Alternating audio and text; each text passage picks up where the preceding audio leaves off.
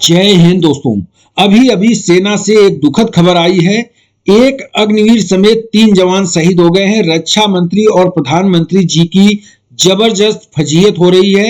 अग्निवीर की मां ने जो कहा है, मैं दूसरों के घर में झाड़ू पोछा करती हूं, तो बड़ी बात है। सबसे पहले तो मैं वो खबर आपको दिखाता हूं, उसके बाद बताऊंगा कि क्यों फजीहत हो रही है। सबसे पहले तो बता दें कि जम्मू कश्मीर एक आईडी विस्फोट में अग्निवीर की मौत हो गई है। उसके साथ 3 और सैनिकों की मौत हो गई है। उनकी जो अग्निवीर थी, उनकी मां घरेलू नौकरानी थी, दूसरों के घर में झाड़ू पोछा करती थी। पिता एक मजदूर थे। हमारे बेटे का बलिदान सम्मान और गरिमा का हकदार है, उनकी मां ने ये कहा है।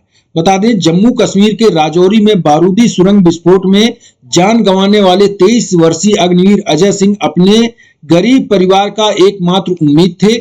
उनके पिता चरणजीत काला एक दिहाड़ी मजदूर और उनकी मां लक्ष्मी उर्फ मंजीत कौर एक घरेलू सहायिका यानी कि दूसरों के घर में काम करने वाली एक नौकरानी थी। अपने 7 बच्चों के लिए गुजारा करने के लिए संघर्ष करती रहती थी। यह परिवार लुधियाना जिले के पायल डिवीजन के रामपुरगढ़ सरदारन गांव में एक कमरे के घर में रहती थी और उनके पास कोई भी कृषि योग्य भूमि भी नहीं थी, यानी कि खेत भी नहीं थे।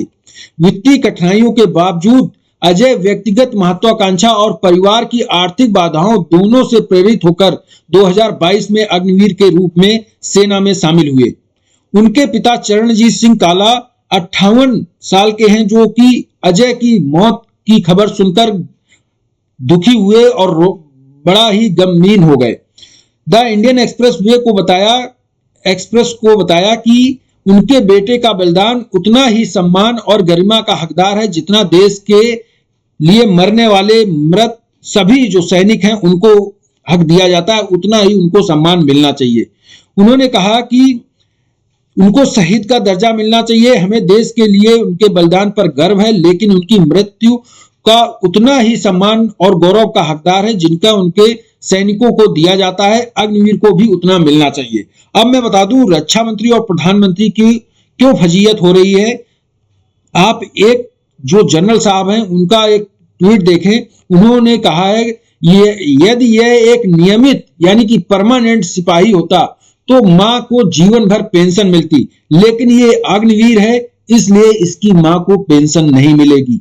जो कि गांव से गरीब परिवार से, ज्यादातर सैनिक जो सेना में भर्ती होते हैं गरीब परिवार से आते हैं। इसी तरह कोई राष्ट्र एनओके यानी कि उनके माता पिता के प्रति इतना कैसे हो सकता है कि उनको पेंशन ना दे, जो कि सेना में रहकर अपने प्राणों को निछावर कर दिया।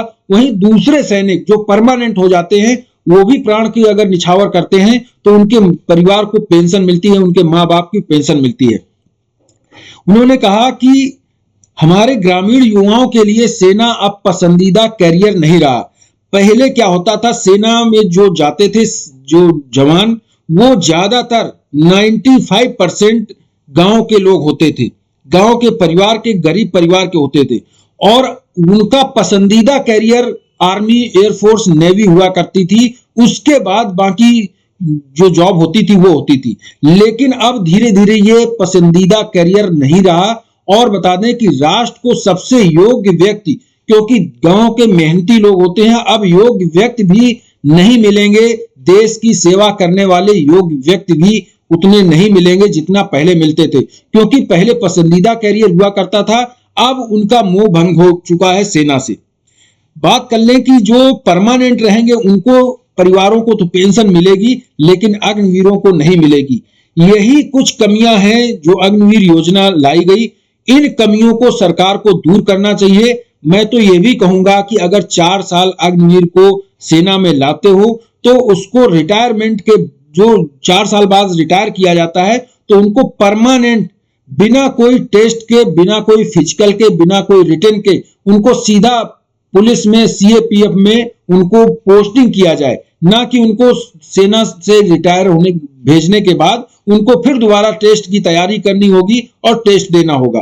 ऐसा नहीं होना चाहिए, उनको डायरेक्ट पोस्टिंग करना चाहिए।